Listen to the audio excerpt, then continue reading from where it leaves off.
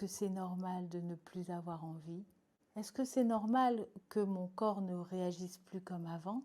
Est-ce que c'est normal que les rapports soient devenus inconfortables? Est-ce que c'est normal que je me sente moins désirable? Et ma première réaction est souvent la même, et c'est de leur dire qu'elles ne sont pas seules, que vous n'êtes pas seules et que vous n'êtes pas anormal. Ce que j'aimerais vous proposer ici, c'est de changer légèrement de point de vue. Parce que nous avons souvent appris à penser la sexualité comme quelque chose qui devrait fonctionner naturellement. Comme si le désir devait apparaître spontanément, comme si l'excitation devait être immédiate, comme si le corps devait répondre toujours sans hésitation, mais la réalité est beaucoup plus nuancée. Et cela est vrai à tout âge et encore davantage pendant la période de la périménopause. Une femme me disait récemment en consultation « J'ai l'impression que mon désir a disparu ». Alors je lui ai demandé « Quand vous dites qu'il a disparu, qu'est-ce qui vous manque exactement ?»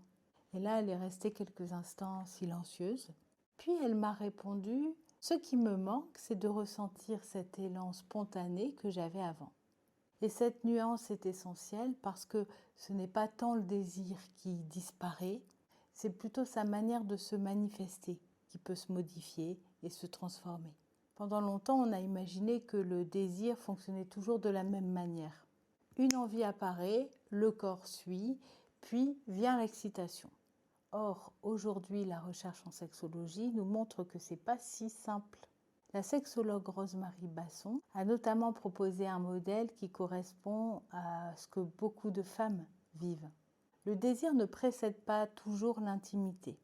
Il peut naître au cours de la rencontre, parce qu'on se sent regardé avec tendresse par exemple, mais aussi parce que le corps se sent en sécurité, parce qu'il n'y a pas de pression.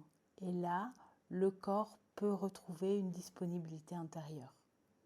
Autrement dit, le désir devient souvent plus contextuel, moins automatique, et ce n'est absolument pas un dysfonctionnement, c'est une autre manière de fonctionner. Cependant, cette évolution se heurte à un autre phénomène, la comparaison.